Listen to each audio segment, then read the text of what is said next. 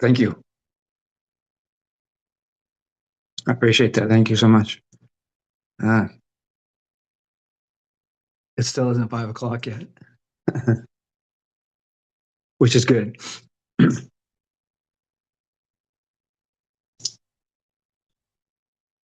Thank you.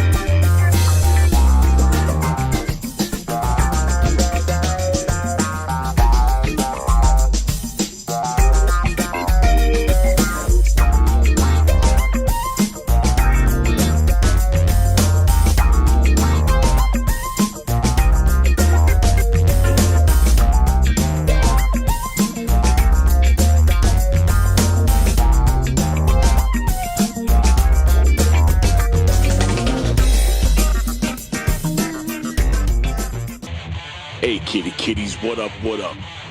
Welcome to Primal Scream. This is your host, Nick Graystone. For the next hour, we're going to talk about fantasy, reality, and everything in between. Let's go. Hey, kitties, what up, what up? Nick Graystone into his house for another episode of Primal Scream. Man, I love the sound of that. And you know who loved the sound of that last night? Tommy Lee. That's because I met the crew last night. I met Tommy Lee. I took Zozo to her first Motley Crue show. It was amazing. She was wearing the shirt that I wore at my first Motley Crue show. We did a meet and greet. Tommy was running late, and then they decided to say, listen, we're sorry you got to wait around, so we're going to let you meet the full band. We met the full band. Nikki Sixx was awesome. He gave Zozo a pick. I ended up doing the meet and greet where I went home with his cowbell. So he took the cowbell on stage and he actually played it. I got some sick pics of him playing it and everything. And yeah, it was pretty amazing. The set list is totally different from years of past. Basically, they always would play the same staple 15 tunes or whatever, but this time they played like deep cuts. They played Take Me to the Top.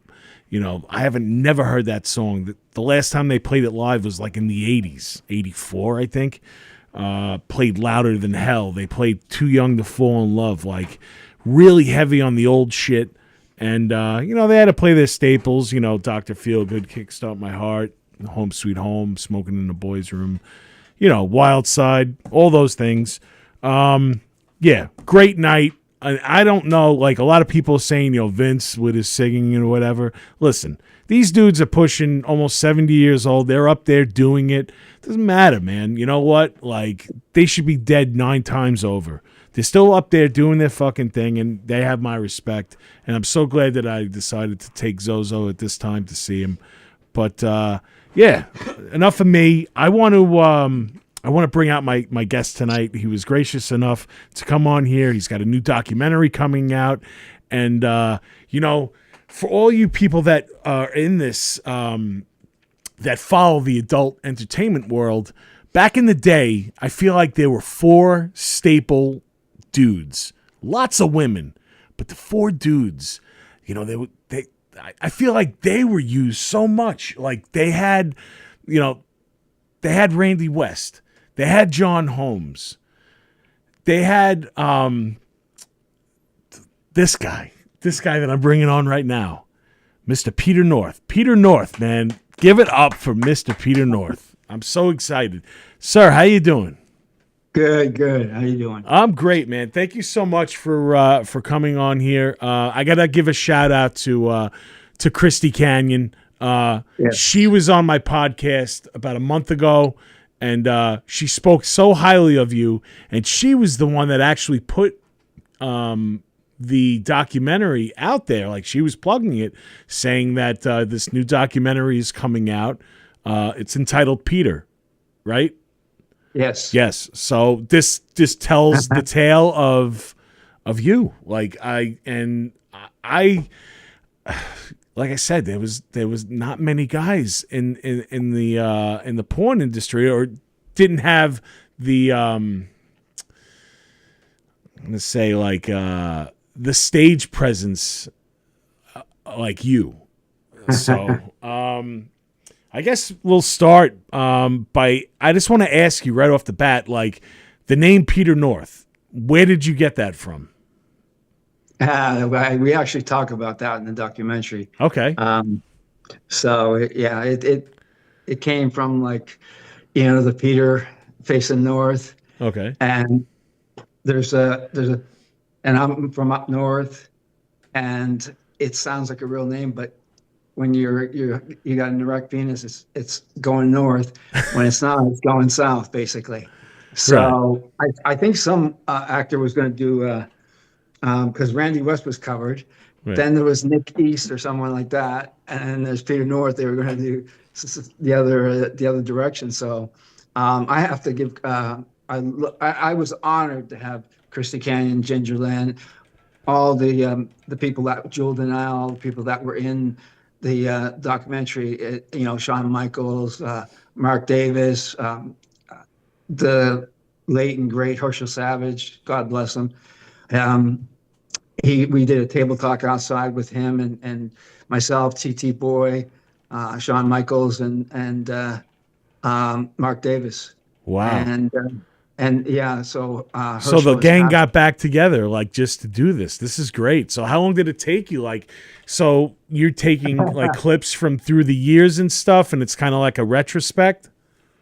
Well, basically, there was like about 50 editors that wanted to do the documentary. Okay. And they had 3 boiled down to 3, and these 3 were really good. I mean, the one guy they picked is I can't even tell you how grateful I am that they got him as the editor. What he would do is he'd take certain things at different parts of my career and stuff like that, and throw this together, and have it like tight edited, and we would see it, and then basically we may like put something else in that place or something here, change it a little bit, but the thing we had to do was we went through a company, 6 Degrees, to get authorization for the content that was going on, because the interviews we owned, I sold my company, so I didn't even have the ownership of my own video footage. Oh man! So they had we actually had a clip of Arnold Schwarzenegger hanging from a helicopter, and Jamie Lee Curtis in the movie True Lies. Yeah. You remember that movie, True Lies? Yeah, of course. Where she thought he was like a boring accountant, and he was like a espionage spy or something like that. Yeah. And so that's it. Kind of, I related that to my life, because basically I was in the porn world in San Fernando Valley, went down south behind the orange curtain, and was living a completely normal life. And it was so difficult. And like to It keep was, that a secret. yeah. I mean, well, the social media wasn't as big, obviously, Yeah. in the 80s and 90s, so I was able to get away. I'm not like pumping myself up because I was able to do that, but it fucked with my head somewhat too because you meet this girl you're dating and stuff like that, and it's getting a little more serious and like, oh, when do I tell her?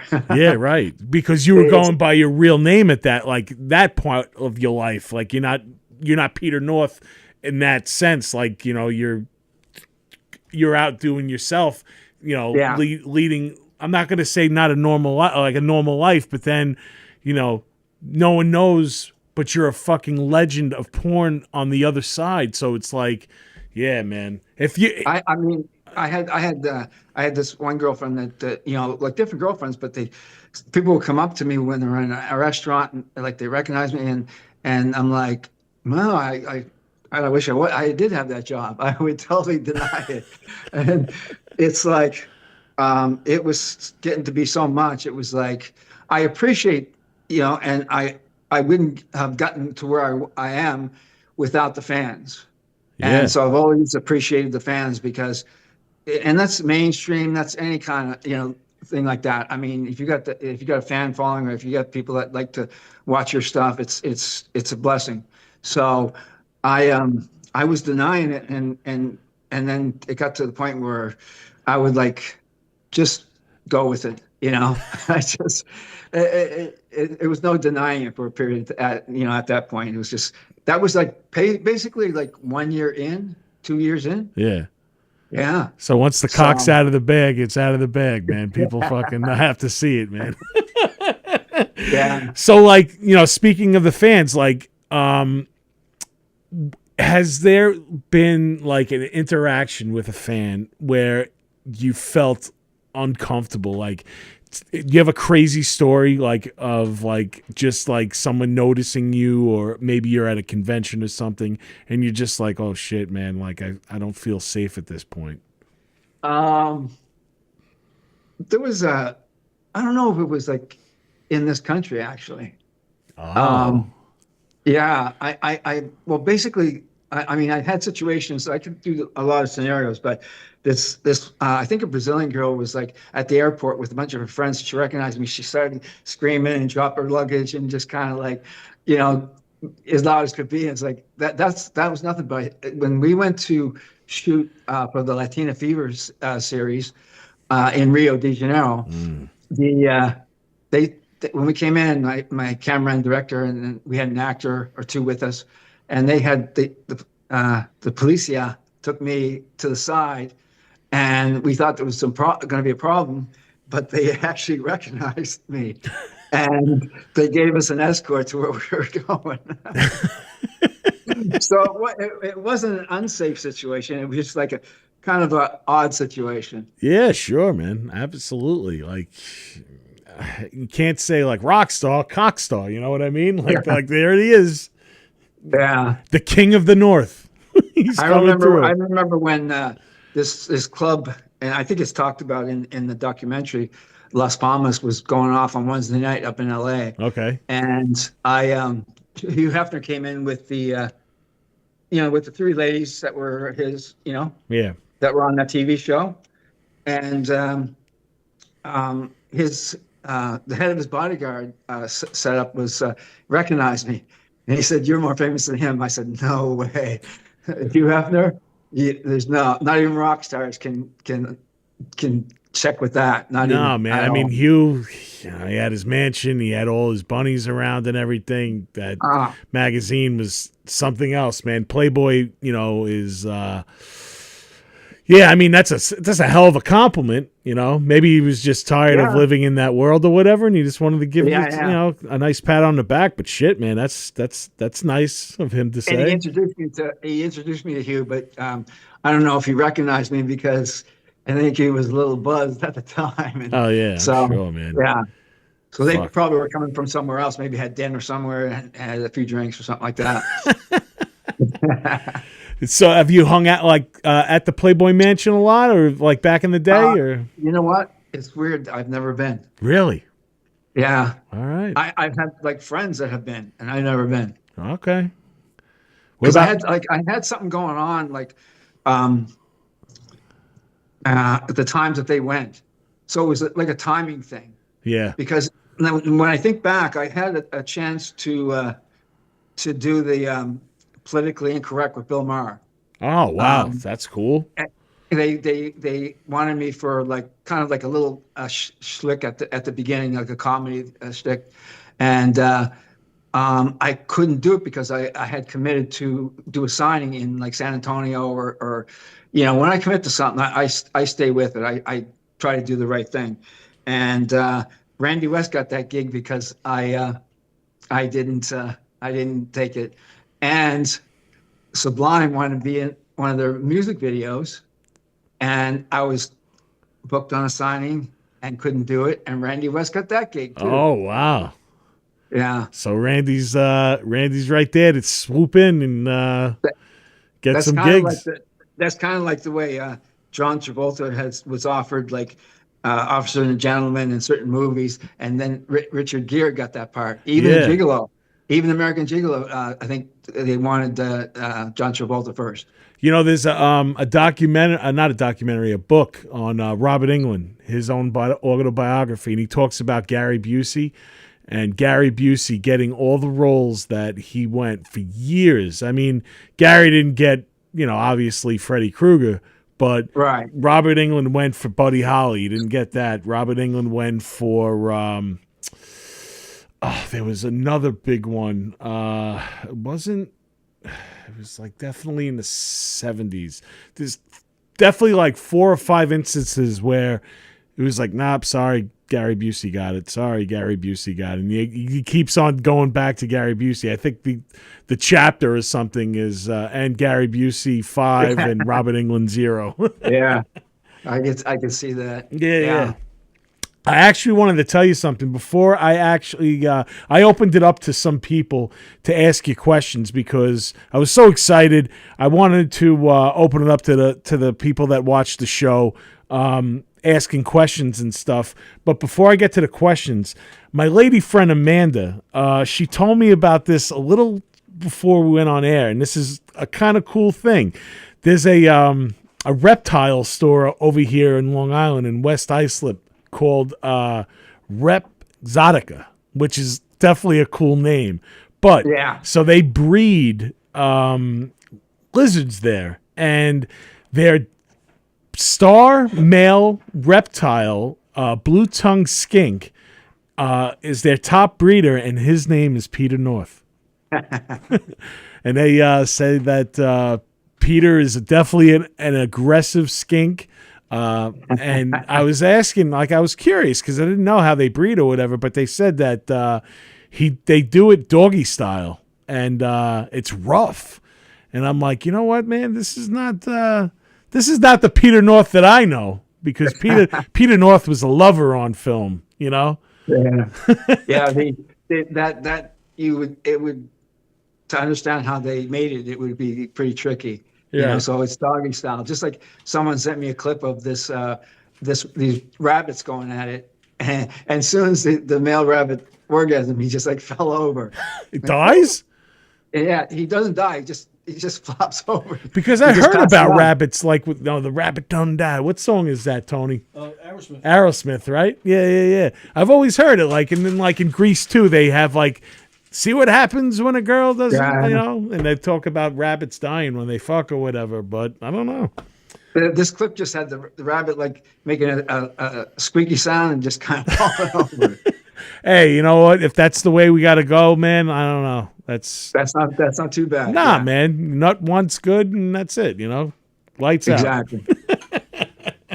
So Yeah, so that was interesting in the Rio de Janeiro thing, because we shot at a hotel over the ocean, ooh, but it was just down from where Fast and Furious shot in the favelas. yeah, And if you know anything about Brazil and the favelas, you don't go up there. The police don't even go up there. what The is it, like military- cartel and stuff, or Yeah. The military will go up there, but the police are not even armed enough to go up there. shit? So yeah, so we were right on the other side of the kind of like a PCH, just like a Pacific Coast Highway. Yeah, we were yeah. Oceanside and at this hotel shooting scenes, and you just go across the street and go up the streets there, and you'd be in the Farvillas. Wow. So is it like slummy over there, or is it like well kept? It's not like Hollywood Hills. It's like what you saw like when they did Brazil and those homes they're jumping on. Like they're That's not fucking like, scary. yeah. Oh yeah. And you shot over there. We shot near there. Wow. But we saw some driving on the freeway. We saw some federales with heavy duty equipment like guns and weapons. Kind of checking out one car or something like that. So, I mean, that's why the police don't go up there, because they're not armed even enough for that. Yeah, you know what? So, one of the scariest times ever. I mean, it's not over there, but I went to the Dominican Republic with my brother, and we went off the beaten path. We went outside the gated resort that we were in, and fuck, dude, like we wouldn't have made it to the news. Like we ended up getting rolled that night. Like they took our sandals. Like we ended up going to this club, and it was pretty fucking scary, man. Like I'm not getting into crazy detail with it because my brother will fucking have my ass if I tell this story, the truth. Anyway, whatever happened inside the club, next thing you know, we try to walk out, and the guy gets out of the car and he's like, that's them right there. And then all of a sudden we're surrounded by like 15, 20 guys, and we're like, dude, we don't got any money here. We gave him fucking whatever we had. I don't even know. $400 pesos or whatever. And they're like, well, your shoes. And they took our sandals, and we had to walk like almost a mile without no shoes on. And we were like, dude, let's just get the fuck back. Forget about this. Never again. And never again. I would never go off the beaten path because I don't know, man. So tricky. It is absolutely so tricky. And I hear stories about that all the time. Sure. You're going into even a city in the States, you kind of avoid the tenderloin areas, basically. Yeah. And you don't want to go where you're not supposed to go. Like even when you get off, like when you dock and cruises and stuff, and like you go to like the islands, and they have like fucking fences up, dude. It's like almost like you're walking, like one side's a prison, the other side's like I guess general population. You're walking through, and like there's people up the thing trying to sell you fucking beads or whatever the hell they're selling you. It's I was in Cabo San Lucas, and on the beach, even many resorts, they have people on the beach trying to sell you stuff and hard sales. Yeah. Yeah, man. I mean, it's hard. People, just trying to make their hustle. I get it. They're trying to survive and everything, but they could get a little bit of, extreme, I guess. I don't know. It's just scary because you don't understand. Like if you're there and they're talking in their native language or whatever, you don't want to fucking disrespect them, because the next thing you know, it's like I said, you won't even make it to the fucking daily news. Exactly. So my cousin Tara, she had a question. I'm going to read exactly what her question says. She wrote, for Mr. North. She was trying to be nice and polite about it, but now this is where it gets into the stuff. What's more appealing, the tightness or the wetness of the pussy? The wetness. The wetness. Yeah. Okay. All right. So then we could parlay off of that. Oh, go ahead. You can get. Just I'll expand on that a little bit, because that's like, a woman's extremely turned on if they're wet. Like we have an erection, they're turned on, and when there's erection, they're even more turned on. So when there's a wet pussy, it's like I'm all about that. Yeah. Yeah, absolutely. So you got to put maybe a bucket underneath it or whatever, or you just vacuum it up, whatever. So have you ever done a scene? I don't think so, but of course things happen. But have you ever done a scene where the girl goes completely dry and then you got to bring in the stuff? Almost always. Almost always, yeah. Because there's it's like even the girls will say it's hard to have an orgasm in on camera, and I really didn't. I tried to one time orally.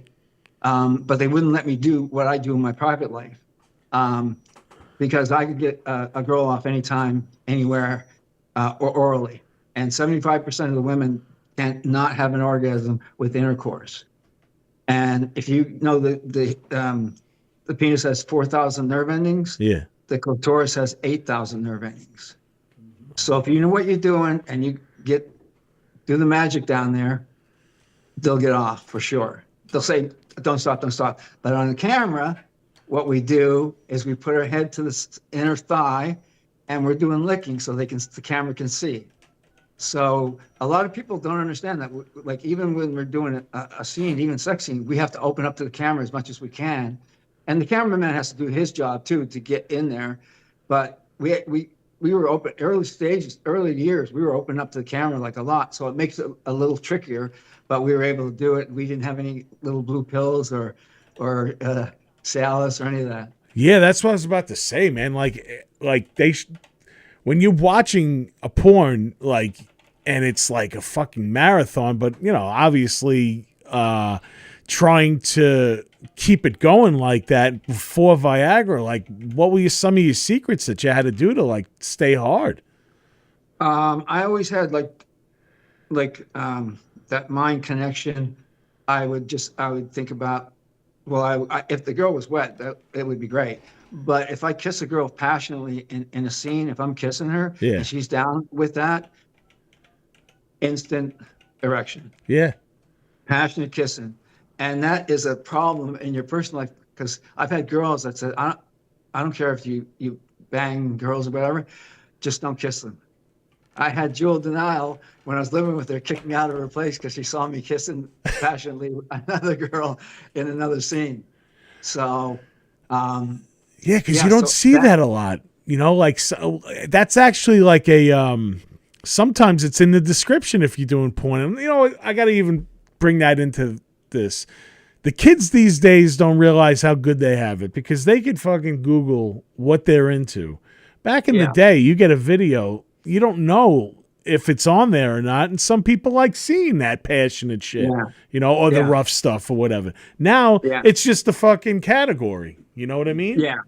Yeah. We've had like the North Pole series I did. We had a lot of customers ask, you know, if there's an anal scene in there, because they would avoid the anal scene type of thing. So there were a lot of couples that like, you know, my stuff, because I wanted like good sex, like hard pounding, sweaty, you know, get down and dirty sex. Right. But I didn't degrade the girls that much, or look like I degraded the girls that much on camera. So, gentlemen. You know?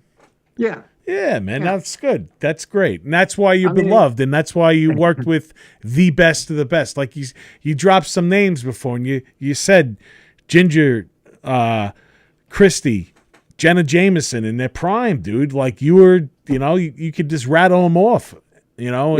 And, I spoke to I never spoke to Jenna Jameson about you, but I did speak to both Ginger and Christy, and both of them, even Christy the other night when I thanked her because she's the one that linked us up.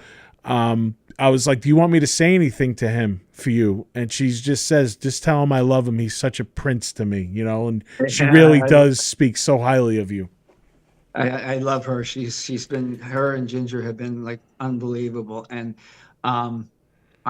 she was we did the premiere at the 22nd of January. Yeah. For this documentary. You know, Christy was looking fantastic. I know. She was dialed in. I'm like, and I asked her about, like, cause I was supposed to stop in and have dinner when I went up to LA, I was going to have dinner with her and her boyfriend. And I said something to her about that. She goes, oh, he's 3 boyfriends back. I actually was in LA a couple weeks back, and I got to have lunch with her. And like you said, dude, Christy Canyon, I don't know if she has vampire blood or something, but she looks absolutely fucking phenomenal. Phenomenal. And such a good person. Right? Such a good person. Yeah, man. Like, she's just like, I felt like when I was talking to her, like, I knew her forever, you know, and it's just like we were just bullshitting about stuff. And it's just like such a great, bubbly personality. And it's, you know, no front. And you could just see that she's a genuine, good-hearted person. Yeah, her and Ginger, they just, And I had the opportunity to actually work with Ginger on a horror movie about a month ago, and again, you know, she she's great too. You know, she's funny as hell, you know. And the thing about both of them is when they lock eyes on you, it's like there's no one else in the fucking room, man, you know? Absolutely. I can't Absolutely. imagine like just Yeah. oh yeah. I mean, you had the opportunity to work with two to me is like if there's a Mount Rushmore, they're Yeah. on it, Agreed. right? Absolutely agreed. Yeah, Yeah. Yeah. absolutely. It's like, I mean, in the documentary, it was kind of like when Ginger would describe like a certain scene, the guy found that scene, the editor found that scene. And my first scene that I ever did, he found, which blew me away. And I mean, like, it's like how in the, I mean, he was very resourceful, or he's got some people with him that are very resourceful. And like I was mentioning earlier about that Arnold Schwarzenegger clip, Yeah. we couldn't keep that in, of course, because Paramount or whoever studio they wouldn't even take money for it to be on an adult documentary. So that and Boogie Nights with Mark Wahlberg, where the older Where they guy, I guess, fucking used you though. They used all you guys. Like, you know what I mean? That's about yeah, the whole industry. yeah. I mean, That's it is what it bullshit. is. Yeah, it is what there was just like seconds, like clips, yeah, just short clips, like seconds of Jamie Lee Curtis, of Arnold Schwarzenegger, Mark Wahlberg, when the guy, the money guy who was, um, paying out to what's his name, Burt Reynolds, who Yeah. was the director, the producer, the guy with gray hair said, "I heard you had a great big dick," and Mark Wahlberg kind of, yeah, and he goes, "Can I see it?" And it doesn't show anything, but just that clip. That's it. And they wouldn't let And you use it. Wow. those two clips, because it brought like a little, even though it still looks pretty slick and professional, and it's pretty much R rated. It's not even X rated. So I just like the way it was done. It was and Ginger, and you look back on those days with Ginger and Christy and stuff like that. I'm like, not a bad life. No, Not man, a it's bad life. pioneers, man. Like I said, bro, like you were doing it.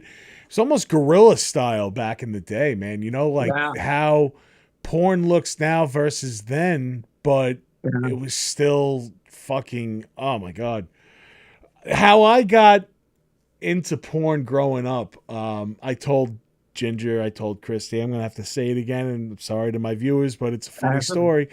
My friend, my best friend growing up, was on this block, and one of his friends that he grew up with, his dad owned a video store, but it was a mom and pop store, and they ended up Right. closing up, so he had to bring all his shit to the house. So one day we raided the fucking garage and we found this box. And that's where I found all of you in this box. Like it was Vanessa Del Rio. It was, fucking Ginger. It was Christy, you. E3. Pandora. E3 was the first one that I remember seeing. Like vividly, I can remember that. The extra testicle. So you got into the Pandora's box, huh? Oh yeah, man! And from there, they called me the porn king of my school because I just let my friends share my tapes and stuff. And sorry, mom and dad. Well, dad's dead now, but whatever, man. He got it. Well, I'm not a bad Yeah. guy, man. Porn is porn. Whatever. I could have done a hell of a lot worse shit. Yeah, exactly. And that was never on my radar ever. What's that? Doing porn, being in front of the camera, Never. knowing that I had like I guess extraterrestrial, like some kind of ridiculous pop shot. I didn't know any of that. Wow. And So, like, how it did you brought me get to, involved? Like, how did you start in the industry? um, well, it's in the documentary, so Yeah, I so we don't know. actually, you know what? We don't want to do any spoilers. You got to check it out. Yeah, The there's documentary one is going to thing be like, coming out in a couple days, right? 2 weeks, yeah, yeah, August I think 11th, I believe. August 11th. Yeah, yeah. It's kind of a segue because I came from Canada and I was I had a 2 month return on my flight. So if I got a job, I'd stay. if I didn't, I'd have to go. And I got a job at one of Jack LaLanne's last health spas in Wow. California, and because the manager was from Toronto, and I played hockey, he played hockey, and my friend, I had a friend that was living already in California, and his girlfriend was from Canada, and a bunch of her friends were from Canada. So there's a big demand for Canadian nurses at the time, and so I had a place to go right away in Huntington Beach, and yeah, one thing led to another, and ended up in the business. And you said you played Canada. You played like semi-pro or like you were? Oh no, No. but you know, it's kind of the rite of passage to play decently. You know, Oh, to I mean, play. in Canada, I mean, I'm sure everyone's born with a hockey stick or a big cock or both. A big stick.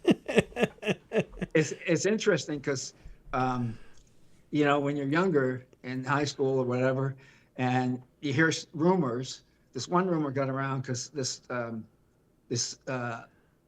Chris Clark was a well-known boxer from went to the same high school, and Alan Clark was his brother. Alan Clark was maybe 5'5", 5'6", and you couldn't hurt him with any kind of punch. He was like you hit him with a sledgehammer, but you could take him with body shots. But he had, supposedly, the rumor was he had an 11-inch crank on him, and he's a white boy. Wow. Unheard of. Sounds like Rocky. Yeah. Cocky. So getting back to the questions now, my cousin also had one last question for you. What was your preload diet?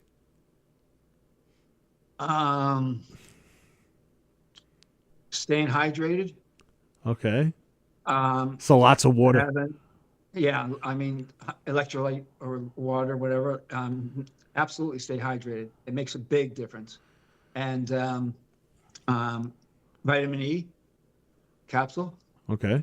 And everybody thinks it's celery, but It's not?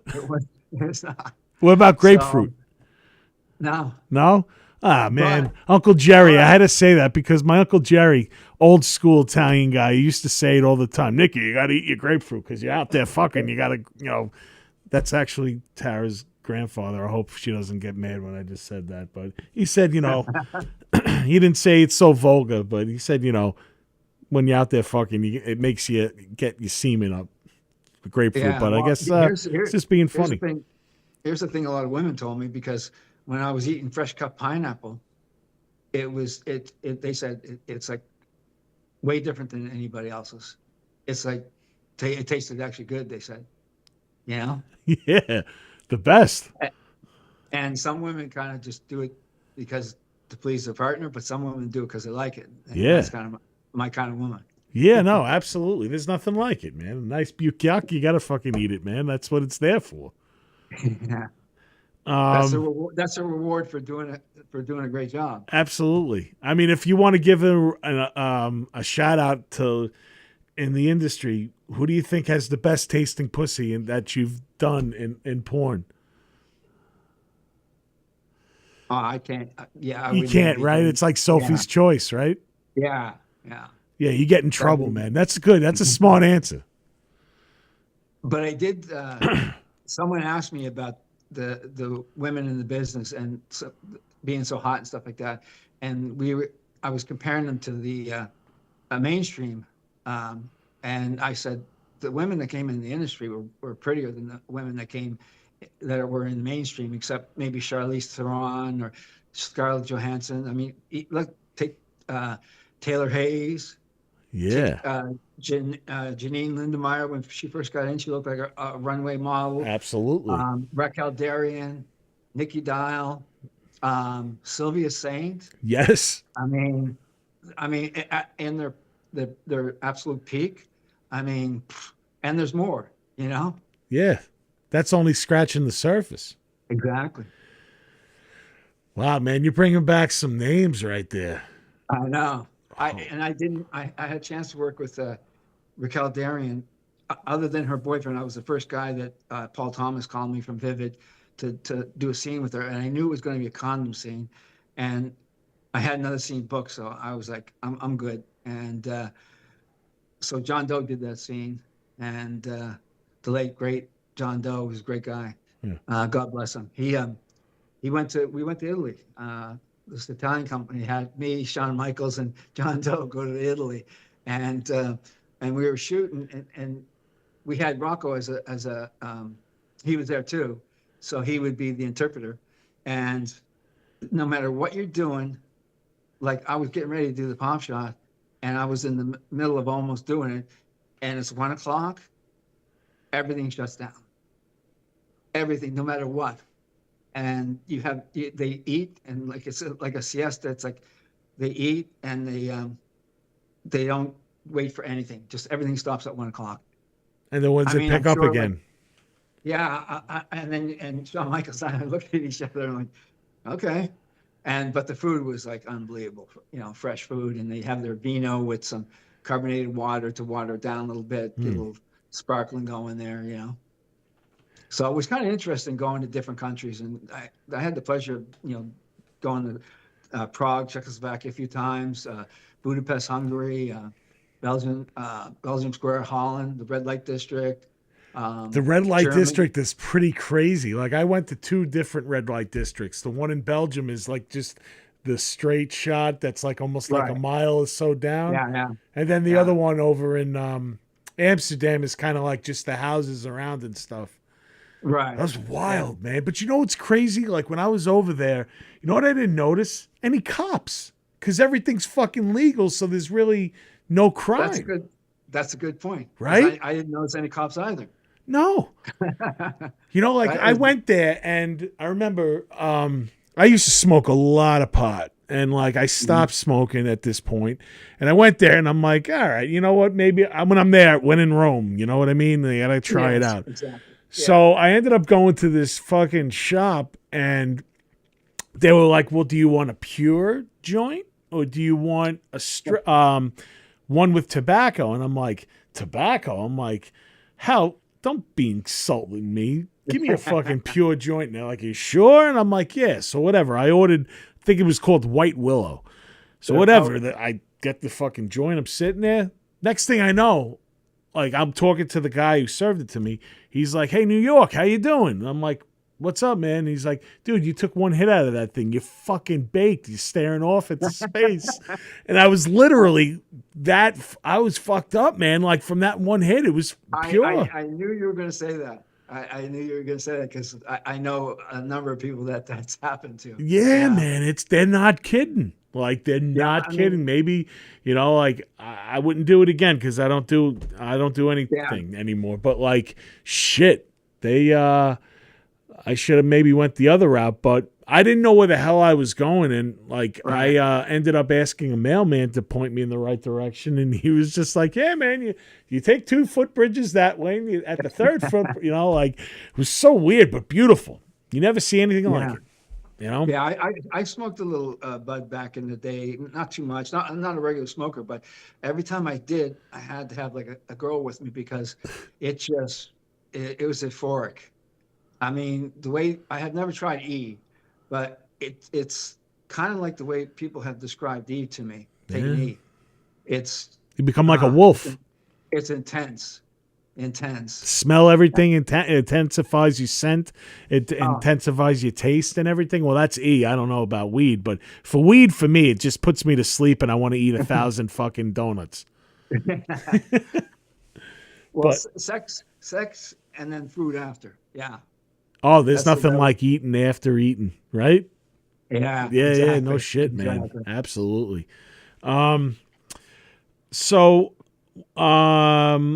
What is the most ridiculous thing you ever Googled about yourself?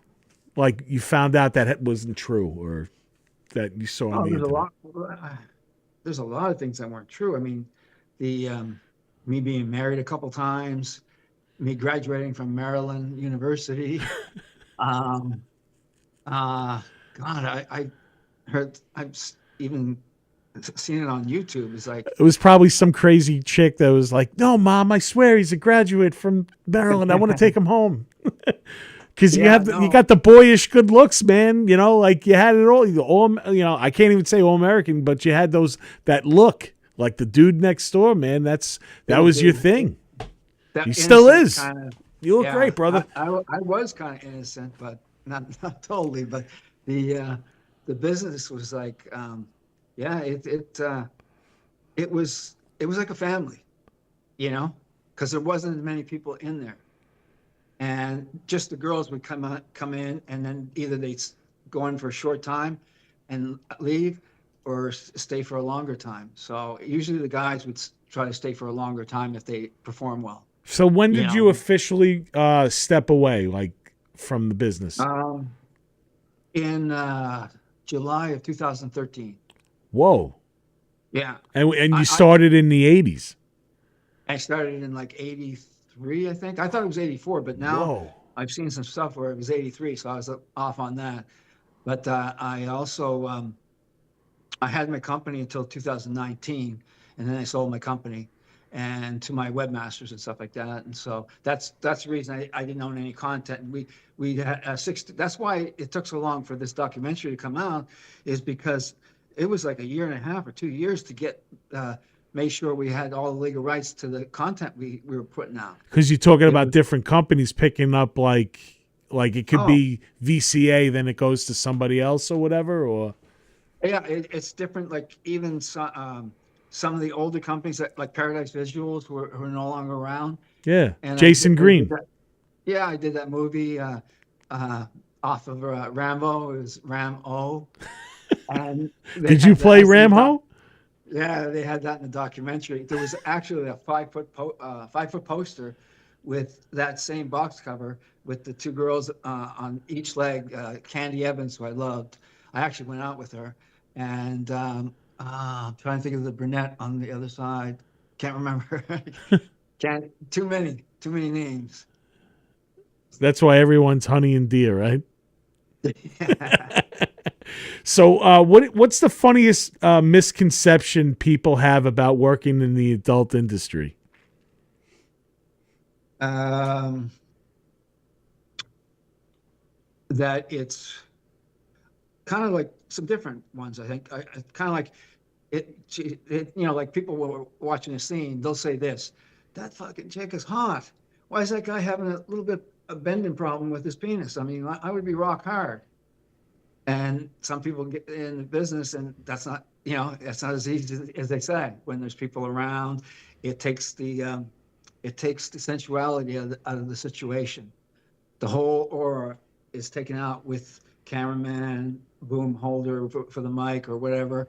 I mean, different people on set, but I kind of focused in on the girl. I was just totally focused, and that didn't bother me. So if there was a time where I lost a little bit of an edge, and this happened to everybody except maybe TT Boy, um, that guy's insane. I've never seen anybody do 4 scenes a day and come out the gate like Ready erect. to roll.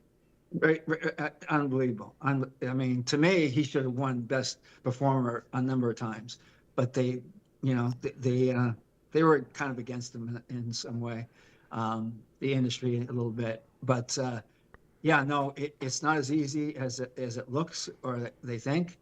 Um, and the other misconception I would say, um, maybe that all the girls are wet like when they're doing a scene, and 70% of them were using lube. Oh, Yeah, wow. Okay. I would say probably, yeah, I would say about 70%. But you get a scene when there's some chemistry, and you could tell if there's chemistry. Like, I did a scene like had this bumper to bumper, this Hummer, limousine Hummer, where we were doing scenes, and it started out as a series. Now, we didn't do too many volumes in, but I was doing scenes with girls in humper to bumper, and there's one she wasn't into older guys, but she was okay to work with me, and we went out. Melanie Rios. I can't forget that name, because when we were going to get in the Hummer, we were kissing passionately. One of the best kissers that I've ever encountered. Just I mean, we were like, it was like just molded together. It was perfect. Oh, that's great. And so that sets the stage for easy scene, you know. And Gets you wet, and man. like I say, if there was a situation where um, I lost a little bit of edge or something like that, I would my mind you know, because from a kid I used to edge myself. I didn't know it was called that, but when I was like 16, I used to like get it as close to uh, um, coming but stop, and then go back before it goes down. So you got the thermometer rising, and then I when I talked to Tiffany, the sex therapist on the documentary, she over the phone, she said that's edging. I That's said, what it's oh, okay. called. Wow, I never Yeah, knew that. and I didn't know that either.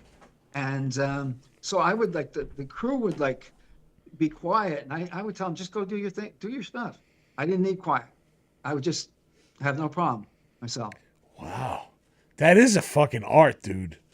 Mind muscle connection. And if someone a couple times, some people asked me what I did for work, and I said I'm an artist. Well, you're And not lying.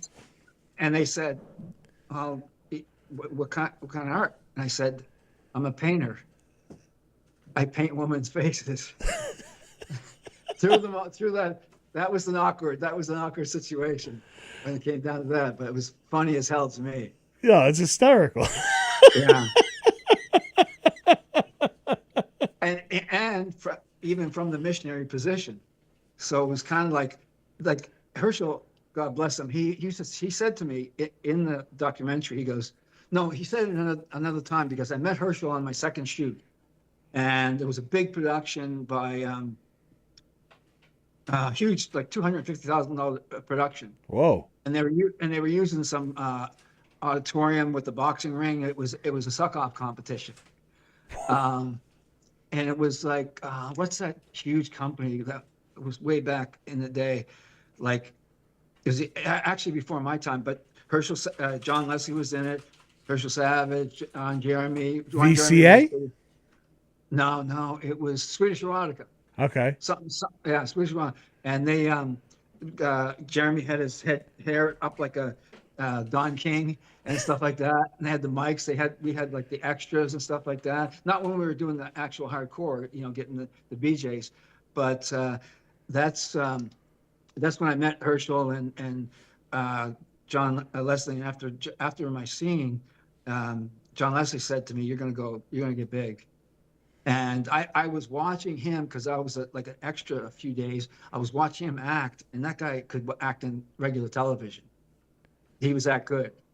And so coming from him, because I totally had a lot of respect for the people before me, you know, Yeah. like the John Leslie's, the Joey Severas, the Herschel Savage, you know, all Paul Thomas, all those guys. Well, you know, Yeah. when I always looked at porn, like back in the day, like watching you guys, it was always like a soap opera with tits and fucking, you know, cock and whatever, you know, and like that keeps your attention.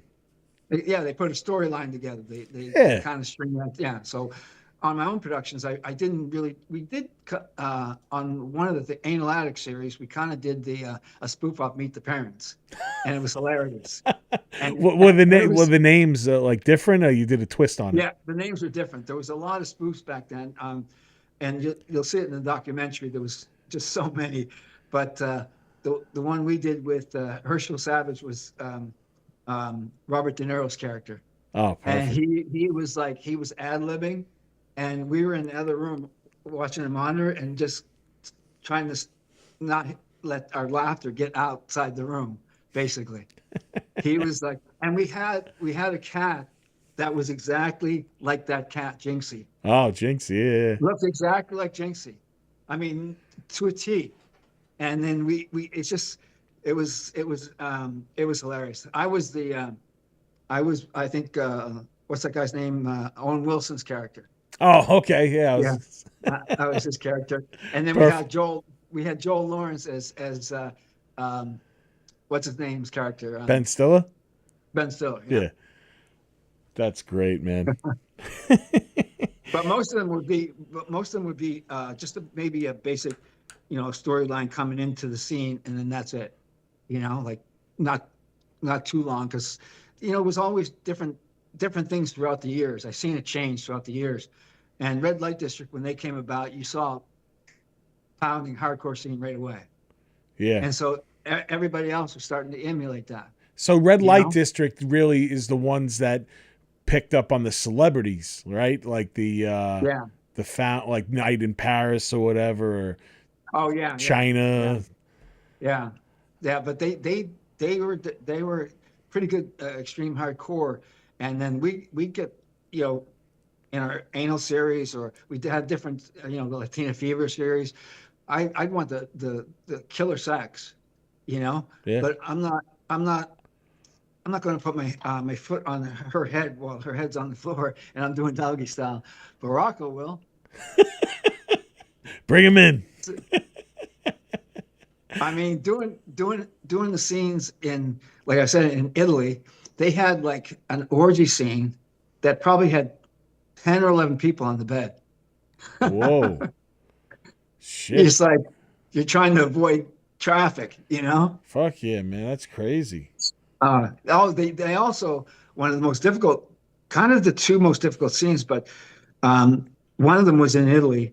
I was up in a tree, and I was on a tree limb, decent sized tree limb, and I was doing a doggy style kind of when she was somewhat standing because I was standing, and I was I looked back and I saw like this trail of red ants, major red ants coming up the trunk. And so I had to do that scene without even supporting myself on the trunk or for balance. Whoa. And that was a tricky scene. And then in Florida, in a controlled environment, this company, I can't remember what they're called. I did underwater scene. Whoa. And so what they did is sometimes they do it in swimming pools, but they had me in a huge, probably a 10-foot, 15-foot high container. They had boards over the top. They gave me the regulator. I had air going down and had the hose all the time when I'm down there. And they gave me like ankle bracelets, like lead ankle bracelets. So you wouldn't, so you had to sink. But the problem was they had two girls. And one was like, oh my God, like the ass with the heart shape, like just unbelievable. She was a teacher, I think, too. And so each one would swim down and hold her breath, and I'd have sex with them. And then they'd go up, and the other girl would come down after she got up. And because I was doing the kind of like I had to get some, movement in there, I was kind of like going. So I had to hook myself under the chain. There was a big chain on the bottom of the thing. I had to hook my feet underneath that to keep myself, from flying around because the ankle lead ankle weights weren't doing the trick. Jesus. So yeah, because I was, you're like a fucking acrobat underwater. It was like, And that's one of the time the lube didn't work. But you're in a thing of water. Like, was that helping at all? Or? But no, the water and the lube didn't mix, so it's kind of like oil and vinegar. And it was fun. It worked out. The girls seemed to have no problem with it, and I had no problem. But pulled it off. Oh man. I mean, it took a number of times, but they held their breath pretty long. I was impressed with that. That's pretty sick. How'd the load look like in the water? Like pretty sick? Like kind of like tadpole? Yeah. It's like a snake in the water, like a bunch an eel. Yeah. There's a bunch of snakes in the water. Wow, snakes in the ground. That's no snake. Wrong hose, Peter. So, I just want to say, so what advice would you give 20-year-olds? What advice would you give yourself, your 20-year-old self? Now. Well, when I got in the business, I was 26. Actually. Oh, okay, all right. So your 26-year-old self. I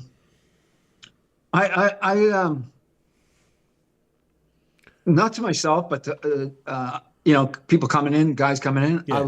I always gave the advice that make sure that you are connected, like mind muscle connection, Yeah. working out, you're down, muscle down there too. So you got to kind of like be able to not have a problem getting yourself up. And I never had an issue with that. So if I did lose an edge here or there, I was ready, lights, camera, action, let's go.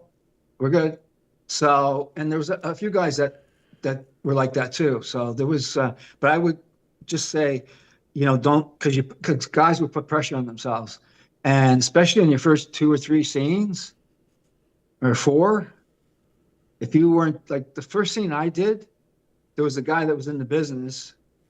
I'm not going to mention his name right now because it's on the documentary, but he was well known, and he opened up like a big distributing company, and you'll know who it is. Yeah.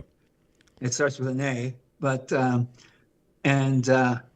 he was having trouble in that scene, and I was like, and it showed me I was talking in the interview. I said I had my hands behind my back, behind my head, and was having no problem with the 3 girls. I had to take over the 3 girls, and they showed that on the video. The editor had that. It played exactly everything that was talked about came up on the screen. It was insane how good this editor was, and then the pop shot was kind of like the director called my agent Jim South, who in the day was the only agent basically. There's the South.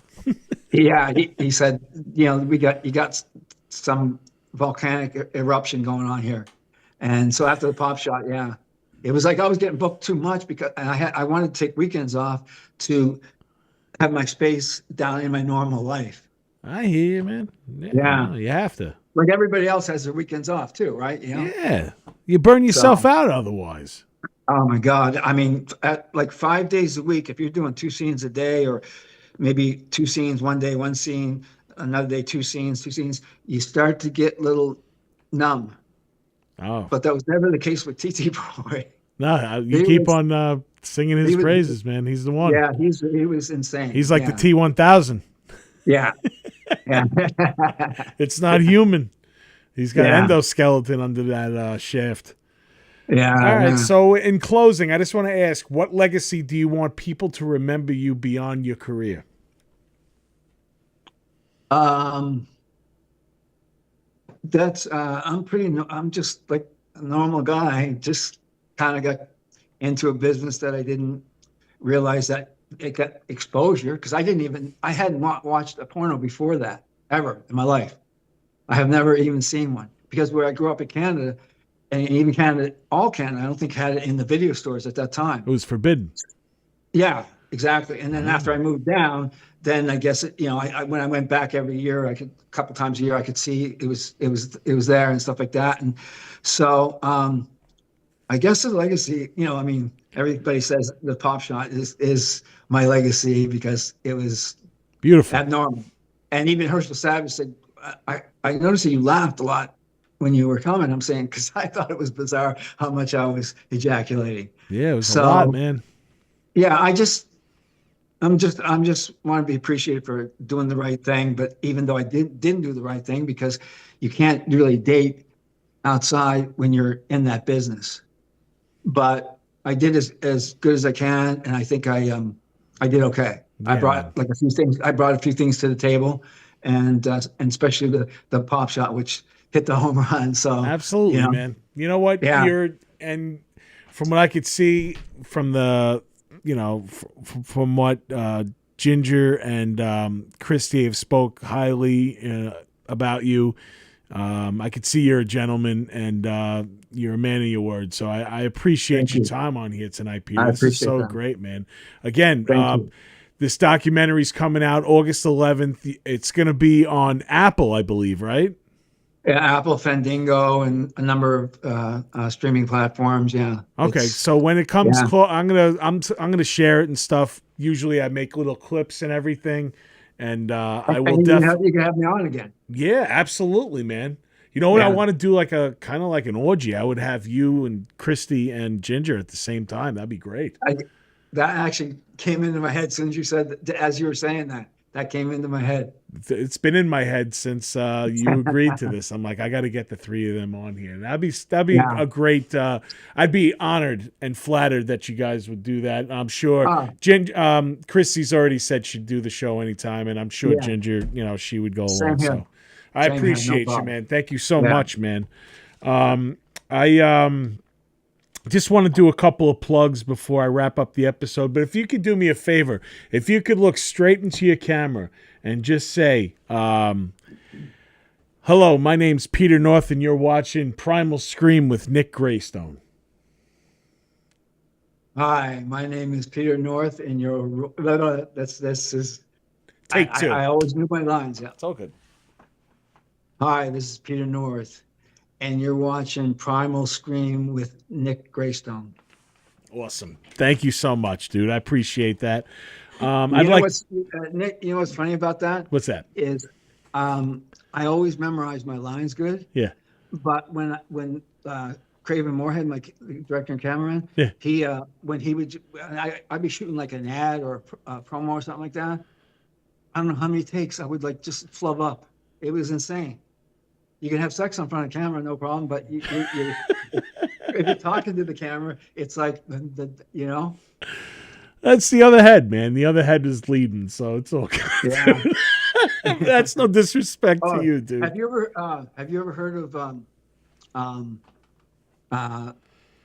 what's his name? In Tampa, Florida. I had a video store in Tampa, Florida.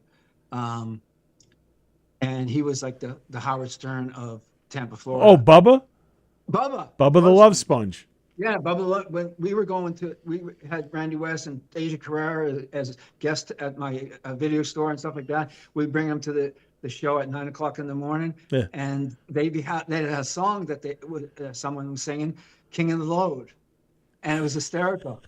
It was the first time I heard it. It was like I wish I could find that somewhere. "King of the Load." It was too funny. Well, Bubba the Love Sponge, if you're out there watching, I hope you are. King of the Load. This man's requesting it, and I think he deserves it right now. I appreciate that. I want to hear that. I would love to hear that. Yeah. I want to thank a couple of my sponsors. First and foremost, Lindsay Lowe Eyewear. She made some cool designer glasses for me. This is what they look like. They're so awesome.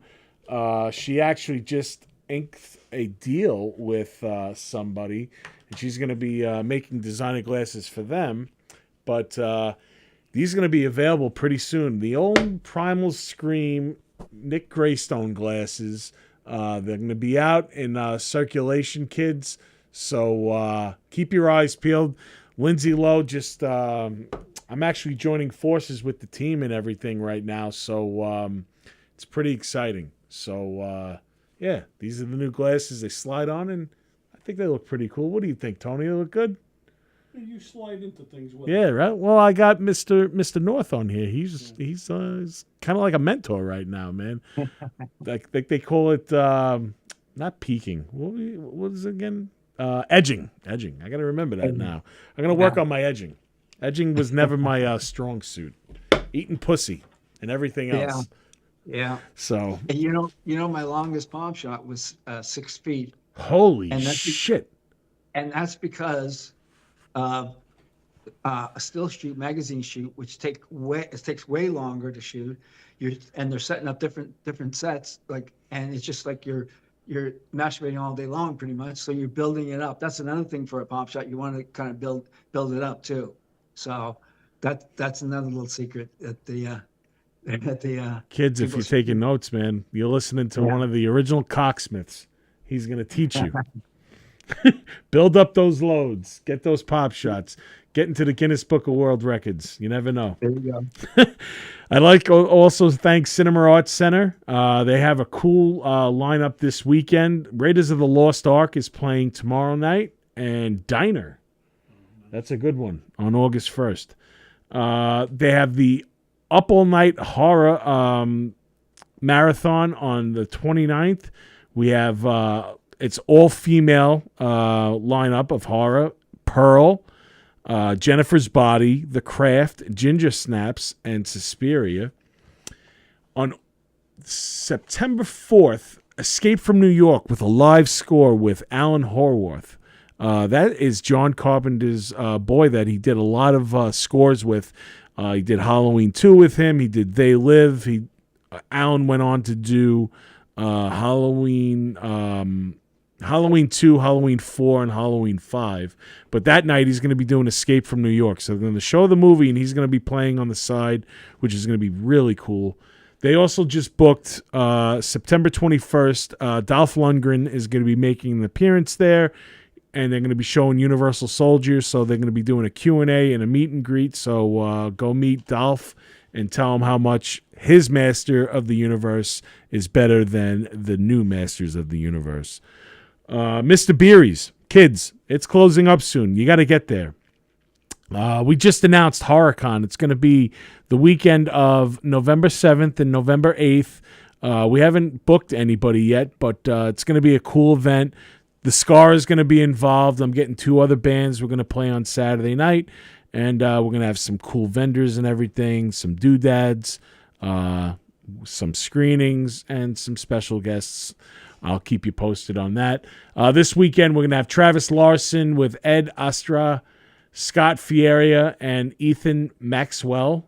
And then next week, the band, The Scar, a.k.a. me, we're playing on the 8th.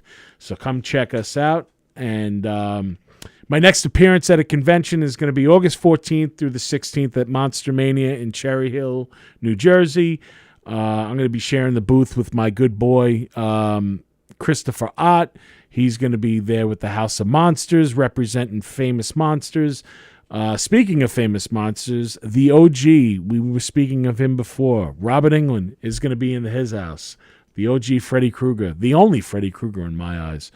Heather Langenkamp, Amanda Wiss, Tuesday night, Brooke Theiss, all from Nightmare on Elm Street series. They're going to be there. Jeepers Creepers, the Creeper, Jonathan Breck is going to be there.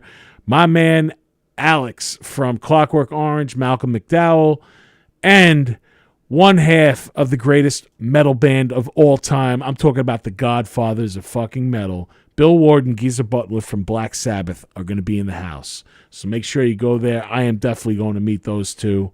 And now that only remains Tony Iommi. I wish I can meet him, but I feel like I'm on the path. I'm going to meet him one day. After that, New Jersey HorrorCon in Island, New Jersey. I will be there. Great lineup. Christy Swanson's going to be there. Alex Vincent and Christine Elise from Child's Play 1 and 2. Tiffany Shepis, the original Troma OG queen of Tromeo and Juliet. Keith Coogan. John Russo, who was George Romero's right-hand man for Night of the Living Dead, is going to be there. And Lindsay Lowe is going to be there, too. She's going to be having a table showing off her cool designs, like the Nick Graystone premiere sunglasses coming out. Beyond the Surface documentary is going to be coming out soon. We're starting to film some other stuff for that. I got some interviews lined up with Kristen Thorne. Just reached out to her. She's going to be doing the podcast pretty soon. I have some other people going to be coming on. Next week, I'm going to have Rage and Disorder, a father and son duo wrestling team. They're going to be on. The Shark That Roared. Our hats are available right now, $25. Hit me up.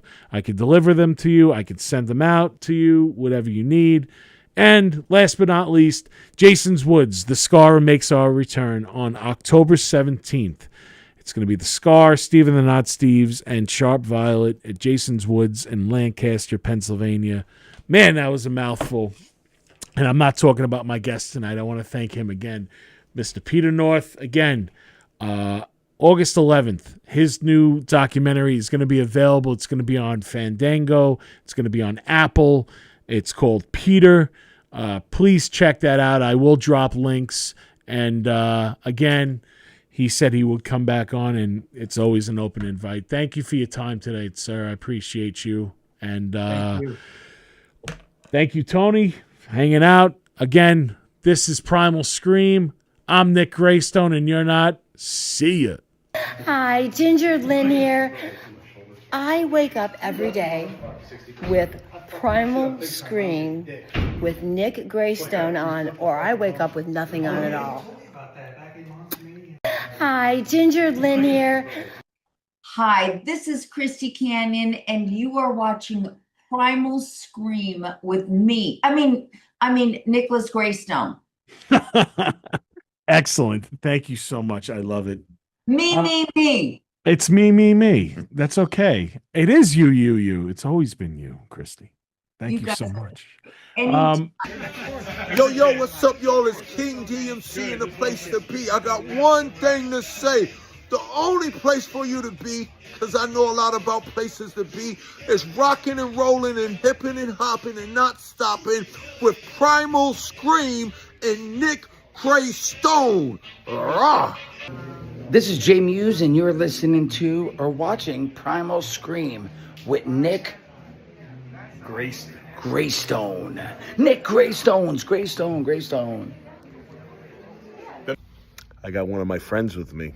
Yeah, he's got one of his fucking friends with him, man. Why are you listening to me and you're not listening to Primal Scream with Nick Graystone, man?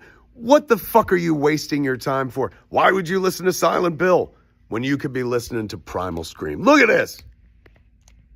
Look at that. Look at this. Primal Scream, kids. Stick it in your fucking ear right now. Thank you for listening to Primal Scream. I'm Nick Graystone, aka The Nizza.